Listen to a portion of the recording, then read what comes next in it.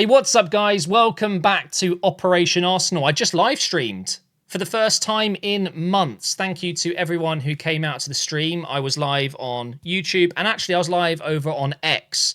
If you follow me over on any of these platforms, if you subscribe to me here, make sure you check out the stream next time. But yeah, we watched the entire game, and what a game. I think, actually, no, the second half was a bit of a stinker. But honestly, going in at half-time, 2-0 up, do you blame the lads?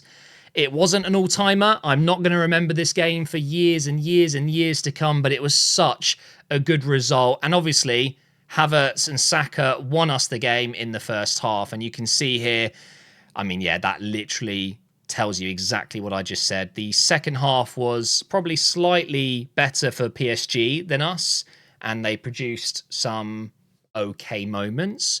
And I would say, well, you can see it with possession here. They dominated the ball quite a lot in the second half, but I think it was very clear that Arsenal knew going into that second half, just control the game. Just don't give away anything stupid.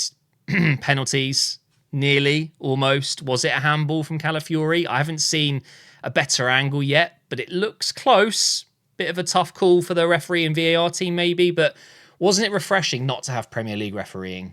Wasn't it nice? So good. You can see some of the other results, by the way, and Dortmund have smashed Celtic 7-1. What a result that is. Barcelona 5-0. Leverkusen beating Milan. Man City winning 4-0. Who cares? Let's have a look at the lineup, because what you're seeing there is not what we played. It really wasn't a 4-4-2. I think what we're noticing, obviously, without Ødegaard is Trossard is having to do the attacking and, I mean, I guess the playmaking at the same time that Ødegaard does so well. And honestly, Trossard has stepped up, and he always performs, doesn't he? He always does well. And I truly believe that if one of them, out of him and Martinelli, has to be dropped, we should be dropping Martinelli. Trossard deserves to start. He's been incredible. He was really good again today. Came off in the 74th minute, but I thought did very well. Martinelli did have a better game, though. He's a dangerous player. There's no doubt about it. But he was up against Hakimi, which isn't easy. Marquinhos as well.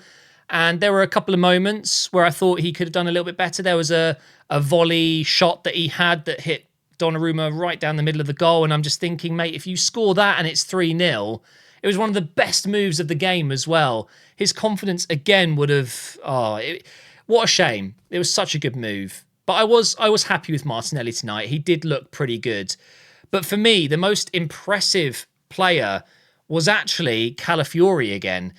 Why, you're asking? Okay, he might not have got a goal or an assist or whatever, but to play at right back when you're a left-footed centre-back... It's outrageous how versatile some of these players are. But Calafiori, I mean, if you're asking me who my favourite Arsenal player is, there's a long list, okay? And I'm talking Rice, Saka, Ødegaard, but Calafiori has gone straight up. He is one of my favourite players, and we've got so many great, likeable characters. But Calafiori just... he really digs in. He's such a passionate guy. You can tell he's so happy, but most importantly, he's so proud to wear the Arsenal shirt. When he scored against City and he ran to Arteta, it was like a thank you for bringing me here. He wants to play for this club, and that's exactly what you want. I don't want to be signing mercenaries anymore. I don't want to be signing rejects that have come from Chelsea and want big money. That was a little bit of a dig at some of the older players, but... do you know what? It's just so refreshing, isn't it? Just to see a player put on the shirt, put in a good performance with a smile, and just giving it his all. And we've got so many players like that now. This is the most likeable Arsenal team we've had in so long. Raya, outstanding in goal today. Gabriel, Saliba, brick wall. Saliba especially, very good today. Timber at right back coming off at half-time is a little bit of a worry. I'm hoping that isn't a serious injury and maybe there's a bit of fatigue, a bit of cramping.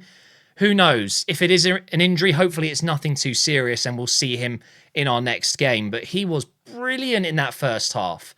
So impressive. And of course, Calafiori had to cover for him when Kivior came on. I mean, I don't see Kivior playing at right back. That's not going to happen. The first goal was Trossard crossing it into Havertz. Really tidy header. Donnarumma maybe could have done better. I thought he was pretty horrific tonight. But the first goal was quite simple. Cross into the box, headed in. But the second goal, Bukayo Saka with a free kick out wide, kind of in this position here. And he's just whipped in one of those cross shots almost. I said it on stream. I feel like that's one of the best things you can do in that kind of area. Just whip the ball in with a bit of pace, but get it on target. So if it isn't hit by a defender or an attacker, maybe the keeper will miss it as well. It always has a chance of just creeping in, and that's exactly what happened. There was no touches. It's gone straight through all the players. And Donnarumma's right there, his hand right there. I'm surprised he didn't get the ball out and get a hand in the way or punch it or whatever.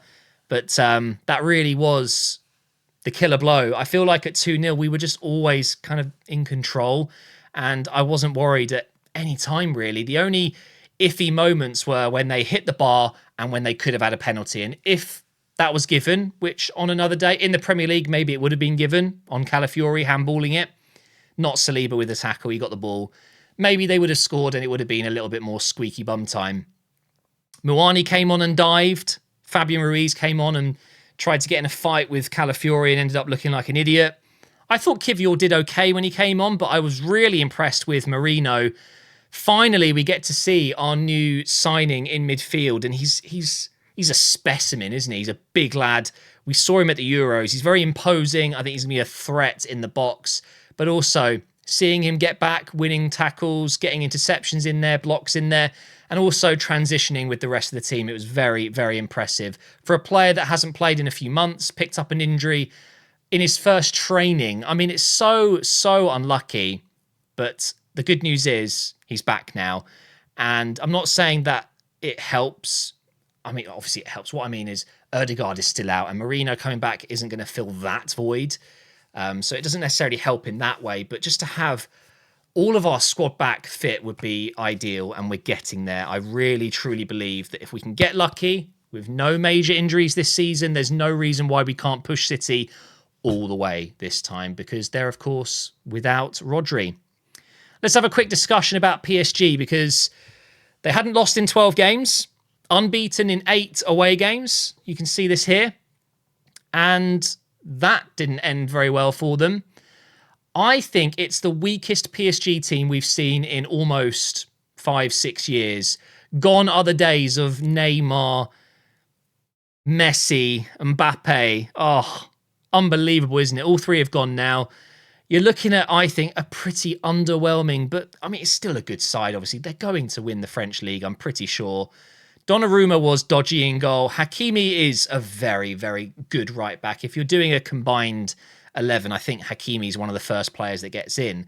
Marquinhos and Pacho, obviously he's a new signing. Marquinhos is, I just don't think he's fulfilled his potential. I really don't. I think a couple of years ago, we would have been thinking he's nearly one of the top defenders in the world. And I just don't think he's quite ever hit that top peak.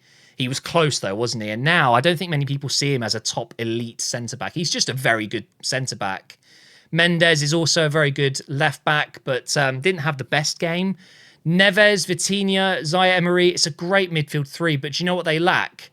Physicality. They were getting bullied by Rice. They were struggling with Partey, Havertz dropping deep, and of course, with Calafiori inverting in and then Merino coming on, they just couldn't handle it. And then on the wings, Barcola's a great young player, but I feel like he's not going to shine on his own. He's going to need other people to step up as well. And you can tell they really missed Dembele, who was out through a disciplinary thing. I don't know what's happened there. Some sort of bust up with Luis Enrique, but I was genuinely a little bit disappointed with PSG. I was expecting a much tougher game. And, you know, maybe it would have been a much better second half if we didn't get that second goal, if that free kick doesn't go all the way in. At 1-0, maybe the game would have been, well, it would have been completely different. But in 2-0, at 2-0, sorry, we were in complete control. I just wasn't worried. I was not worried at any point that PSG would go on to really trouble us. So let's have a look at our next fixtures. We've got Southampton at the weekend, right?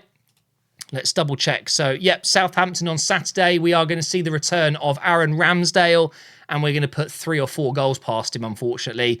Then it's an away trip to Bournemouth after the international break. That is going to be one of those games I just don't know what's going to happen. Bournemouth is not an easy place to go to. And then it is Shakhtar in the Champions League, followed by the big one against Liverpool. I'm going to try and get tickets for that one.